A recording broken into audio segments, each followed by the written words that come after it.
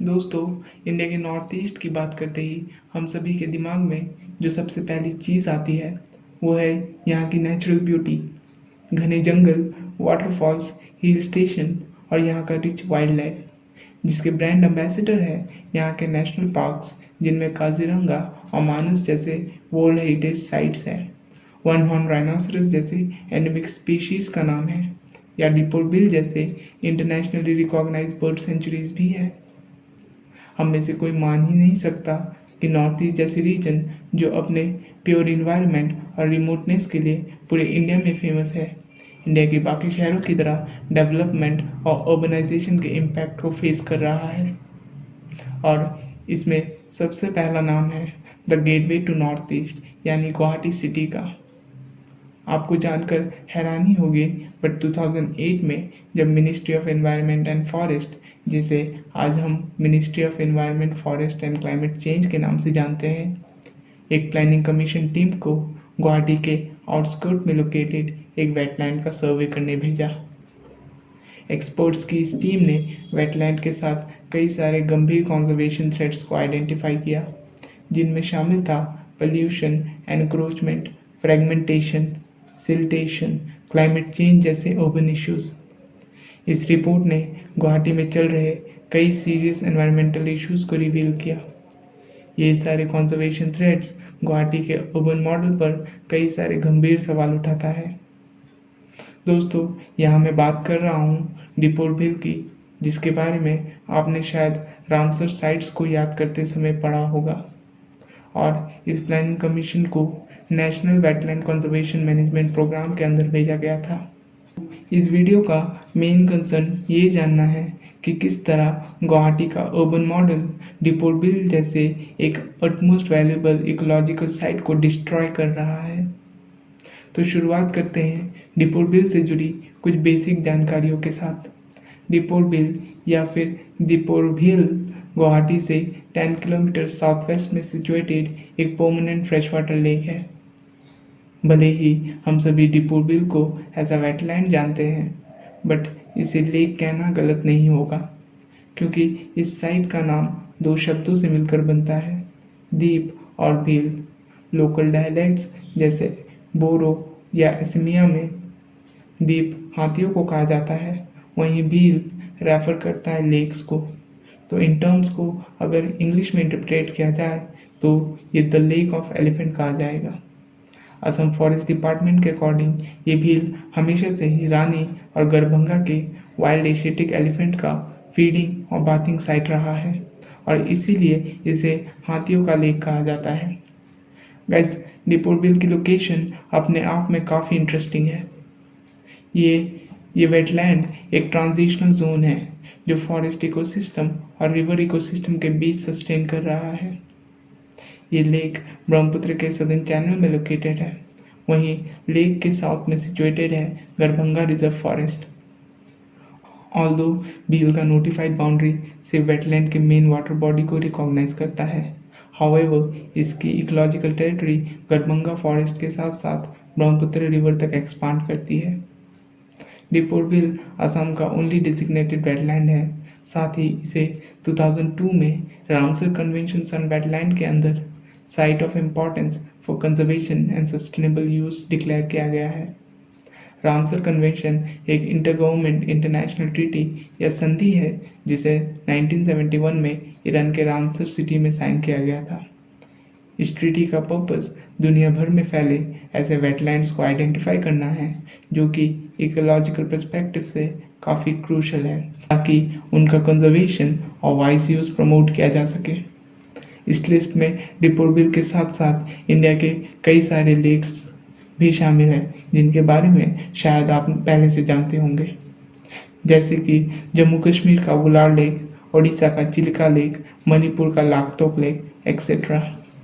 इसके अलावा 1989 से वाइल्ड लाइफ प्रोटेक्शन एक्ट 1972 के अंदर भील का 4.14 स्क्वायर किलोमीटर का कोर रीजन एक बर्ड सेंचुरी भी है।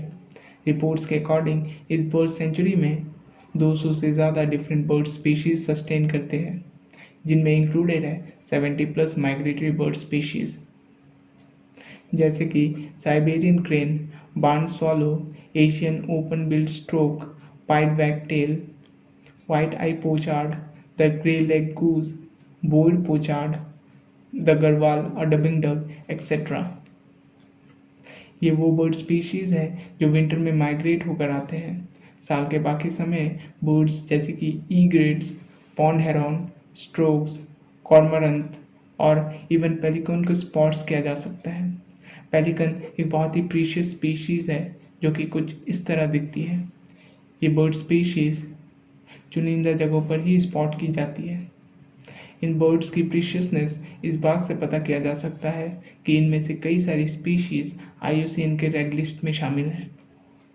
ये बिल इंडिया की उन एक्सक्लूसिव साइट्स में से एक है जहां विंटर्स में फ्लॉक्स का एक विशाल समूह देखा जा सकता है। ये फिनोमिना इसे बर्ड वॉचर्स के लिए एक ड्रीम डेस्टिनेशन बनाती है। इस एवियन फौना रिचनेस के कारण इस सेंचुरी को बर्ड लाइफ इंटरनेशनल द्वारा इंडिया के उन चुनिंदा इम्पॉर्टेंट बर्ड एरियाज में से एक माना गया है। ये लेक जितना इन बर्ड और एलिफेंट के लिए इम्पॉर्टेंट है उतना ही यहाँ लोकल भी इससे अटैच्ड है। ये बिल गुवाहाटी से सिर्फ 10 किलोमीटर साउथ वेस्ट में सिचुएटेड है। गुवाहाटी के लोग या यहाँ आने वाले विजिटर्स अक्सर भील पर रुककर फ्रेश ब्रेथ और टूड म्यूजिक एंजॉय करते हैं। इनफैक्ट गुवाहाटी के रेसिडेंट्स ये बिलीव करते हैं कि भील का एटमॉस्फेयर उन्हें सिटी के फास्ट लाइफ के बीच एक रिलैक्स एनवायरनमेंट प्रोवाइड करता है।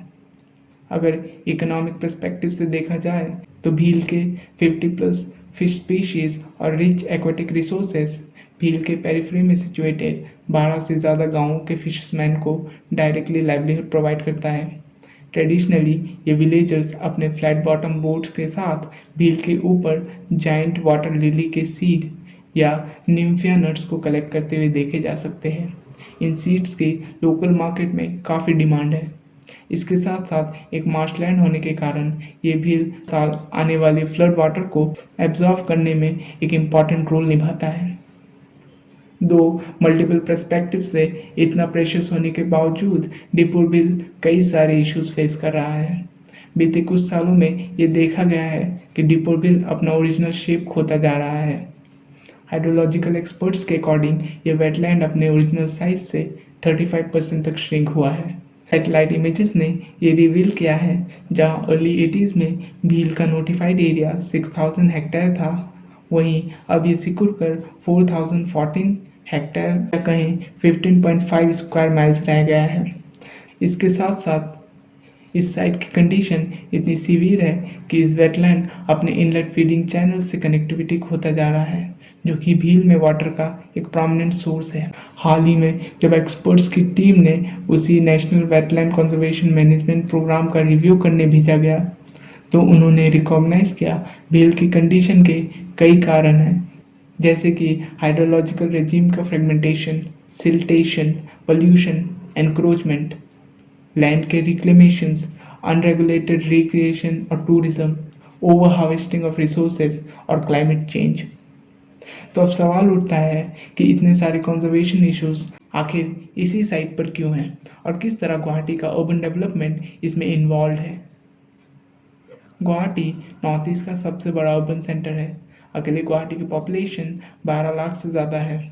हाँ, भले ही ये मुंबई, चेन्नई या बेंगलोर जैसा कोई मेगा सिटी ना हो, पर इस सिटी को कई एस्पेक्ट्स में पूरे नॉर्थ ईस्ट में वेल इक्विप्ड और लग्जूरियस माना जाता है।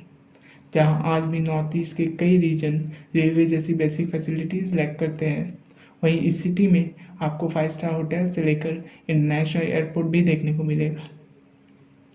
इन पिक्चर्स को देखिए। ये गुवाहाटी का one of the biggest dumping ground है। बोरागांव में लोकेटेड ये साइट 2006 से गुवाहाटी म्यूनिसिपल कॉरपोरेशन का सॉलिड वेस्ट डंपिंग साइट है। इंटरेस्टिंगली ये ग्राउंड भील के ईस्टर्न एज में ही लोकेटेड है। बोरागांव डंपिंग साइट का इतनी प्रॉक्सिमिटी में होना गुवाहाटी के अर्बन प्लानिंग के ऊपर एक फंडामेंटल क्वेश्चन है। इनमें क्लियरली ये देखा जा सकता है कि किस तरह बर्ड टॉक्सिक गार्बेज के बीच अपना खाना ढूंढ रहे हैं। बर्ड्स विंटर में भील की तरफ माइग्रेट होकर आते हैं। माइग्रेटरी बर्ड्स के नेचुरल राउट पर इस डंपिंग साइट का होना एक फंडामेंटली रॉन्ग डिसीजन है। भील के आसपास ऐसे कई सारे केस मिले हैं जहां क्लस्टर्स में बर्ड्स की डेड बॉडी देखी गई है। एक्सपर्ट्स का ये मानना है कि इन बर्ड्स का डेथ ट्रैश के कंजम्पशन से हुआ है। कई बार प्लास्टिक जैसे टॉक्सिक ट्रैश को भील की कोर प्रोटेक्टेड रीजन में भी देखा गया है। इसके अलावा हाल ही में भील के वाटर में एक thick oily greasy substance float करते हुए पाया गया। ये सारे इंडिकेशन भील में बढ़ते हुए पोल्यूशन का एक बेस्ट रिफ्लेक्शन है। रेनी सीजन में ये सिचुएशन और भी सीवियर हो जाती है जब फ्लड वाटर के साथ ट्रैश भी भील के अंदर फ्लो करने लगता है। इस केस में दूसरा एस्पेक्ट है गुवाहाटी का सीवेज सिस्टम। 12 लाख से ज़्यादा आबादी होने के बावजूद आज इस सिटी के पास अपने सीवेज ट्रीटमेंट का कोई प्लान नहीं है। सिटी का अनट्रीटेड सीवेज पल्यूट करता है गुवाहाटी के इनलेट रिवर सिस्टम को, जिनमें इंक्लूडेड है भड़ालू जैसे इनलेट चैनल्स भी। इनलेट चैनल्स उन रिवर्स और कनाल्स को कहा जाता है जो किसी भी वाटर बॉडी से कनेक्ट होकर उनमें एज अ फीडिंग सोर्स काम करते हैं। और दीपोर बिल के केस में ये इनलेट रिवर्स है कालमनी, बसिस्टा, भड़ालू एक्सेट्रा। बीओडी यानी बायोलॉजिकल ऑक्सीजन डिमांड किसी भी वाटर बॉडी के पोल्यूशन लेवल को मेजर करने का एक इम्पॉर्टेंट पैरामीटर है, जहां सीपीसीबी यानी central pollution control board of India के अकॉर्डिंग किसी भी वाटर बॉडी की बीओडी अगर 6 मिलीग्राम पर लीटर से ज़्यादा है तो उसे पोल्यूटेड माना जाता है। हैरानी की बात यह है कि रिसेंट डेटा के अकॉर्डिंग भड़ालू रिवर की बीओडी लेवल 2 सब्सिक्वेंटली डिक्रीज होने के बावजूद 12 से 14 के बीच लाई करती है, जो इसे हाईएस्ट रिस्क पर रखता है। इनफैक्ट सीपीसीबी ने आज से 10 साल पहले ही भड़ालू रिवर को इंडिया का one of the most polluted river माना है। इस मैप को देखिए। इस लेक के चारों तरफ रोडवेज और रेलवेज का एक पूरा नेटवर्क है। नेशनल हाईवे नंबर 17 और NH27 भील को नॉर्थ वेस्ट और ईस्ट से बॉर्डर करते हैं। वहीं भील के बीच से पास होते हुए रेलवे ट्रैक्स कामाख्या और आजारा स्टेशन को जोड़ता है। ये ट्रैक्स एग्जैक्टली गड़बंगा रिजर्व फॉरेस्ट और डिपोर भील के बीच कंस्ट्रक्ट किया गया है। वहीं सिटी के अन्य इम्पोर्टेंट रोड्स भी इस भील के नदर्न एज से होते हुए जाते हैं। जहां डिपोर बिल के इकोसिस्टम को आइसोलेट किया जाना था, वहीं रेलवेज और रोडवेज प्रोजेक्ट ने इसे कई तरीके से इफेक्ट किया है। आप अंदाज़ा लगा सकते हो पिछले 2 दशकों में रेलवे के कंस्ट्रक्शन के दौरान इस भील और गड़बंगा फॉरेस्ट के इकोसिस्टम पर क्या इम्पैक्ट रहा होगा। साथ ही ह्यूमन इंटरवेंशन और व्हीकल का नॉइस पोल्यूशन यहाँ के इकोसिस्टम के लिए एक रेगुलर हैजार्ड बन चुका है। इन रेलवेज और हाईवेज ने भील और फॉरेस्ट से जुड़ी सारी एनिमल कॉरिडोर्स को डिस्ट्रॉय कर दिया। इस सिटी को नॉर्थ ईस्ट का रीजनल हब बनाने के लिए एक स्मार्ट सिटी प्रोजेक्ट शुरू किया गया है। इस स्मार्ट सिटी को इकोनॉमिक, एजुकेशन, हेल्थ, आईटी और बाकी पैरामीटर्स में अव्वल बनाने पर गुवाहाटी के नेचुरल एसेट को एंकर किया जाएगा, जिनमें ब्रह्मपुत्र रिवर के साथ साथ डिपोर बिल भी शामिल है, जिसे implement Guwahati smart city project limited नाम की कंपनी कर रही है। इंटरेस्टिंगली ये प्रोजेक्ट भील को सिर्फ 13 से 14 स्क्वायर किलोमीटर एरिया ही कंसिडर करती है। वहीं Assam river regeneration committee RRC Ramsar द्वारा नोटिफाइड 40.14 स्क्वायर किलोमीटर को ही वेटलैंड का एक्चुअल एरिया मानता है।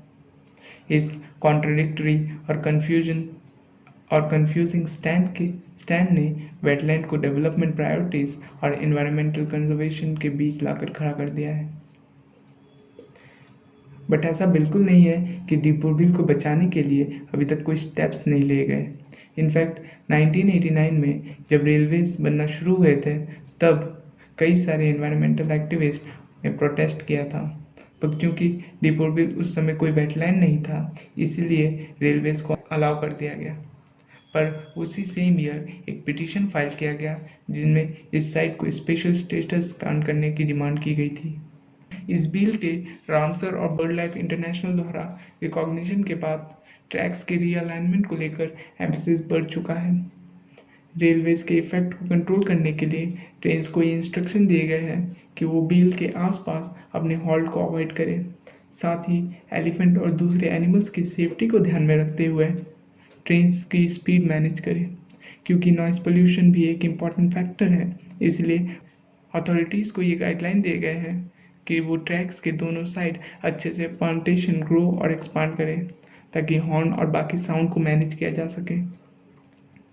अगर बात करें बोरागांव डंपिंग ग्राउंड की, तो 2015 से ही इस डंपिंग साइट को भील से 30 किलोमीटर दूर चंद्रपुर में शिफ्ट करने पर काम चल रहा है। द फ्रंटलाइन के according RTI activist Rahul Chaudhary ने जब 2015 में असम गवर्नमेंट से डंपिंग ग्राउंड पर जवाब मांगा, तो अपने एफिडेविट में गवर्नमेंट ने नेशनल ग्रीन ट्रिब्यूनल को ये कहा कि डंपिंग साइट को शिफ्ट करने पर काम शुरू हो चुका है और गुवाहाटी म्यूनिसिपल कॉरपोरेशन उन 4 डिसेंट्रलाइज सॉलिड वेस्ट फैसिलिटीज के शुरू होने पर वेस्ट बोरागांव में डंपिंग बंद कर देगी। साथ ही उन्होंने 31 दिसंबर 2019 को एज अ टेंटेटिव डेट दे दिया जब डंपिंग डिसकंटिन्यू कर दिया जाएगा। प्रेजेंटली लोकल लेवल पर इस वेटलैंड का conservation Guwahati water body prevention and conservation act 2008 के अंदर होता है। साथ ही कई सारे एनजीओज और एनवायरमेंटल एक्टिविस्ट कंटिन्यूसली इस डायरेक्शन में काम करते हैं, पर दीपुर बिल के इंटरेस्ट में सबसे active role national green tribunal play कर रहा है। एनजीटी के ऑर्डर का मान रखते हुए सितंबर 2021 में ministry of environment, forest and climate change ने एनवायरनमेंट प्रोटेक्शन एक्ट 1986 का यूज़ करते हुए इस वेटलैंड को एक इको सेंसिटिव जोन बना दिया। साथ ही कामरूप मेट्रोपॉलिटन डिस्ट्रिक्ट एडमिनिस्ट्रेशन द्वारा यहाँ कम्युनिटी फिशिंग बैन की जा चुकी है। पर ऐसा बिल्कुल नहीं है कि सिर्फ ह्यूमन इंटरवेंशन ही इस डिग्रेडेशन का कारण है। कई अदर बायोलॉजिकल और नेचुरल फैक्टर्स भी इस वेटलैंड को नेचुरली इफ़ेक्ट कर रहे हैं। इस बिल में 101 से ज़्यादा फ्री फ्लोटिंग, सबमर्ज और emergent weed plants, swamps, Marsh और वेटलैंड हाइड्रोफाइट्स पाए जाते हैं, जो कि इस इकोसिस्टम के अदर स्पीशीज़ के लिए डेंजरस है। गुवाहाटी सिटी का अर्बनाइजेशन कई फंडामेंटल क्वेश्चन रेज करता है, जो दीपुर बिल के केस में साफ देखा जा सकता है। दोस्तों, दीपुर बिल की कहानी सिर्फ एक एग्जाम्पल है गुवाहाटी के पुअर अर्बन मॉडल का। ऐसे कई सारी और भी कहानियाँ हैं जिनका डिस्कशन और इवैल्यूएशन इम्पॉर्टेंट है गुवाहाटी के अर्बन मॉडल को समझने के लिए।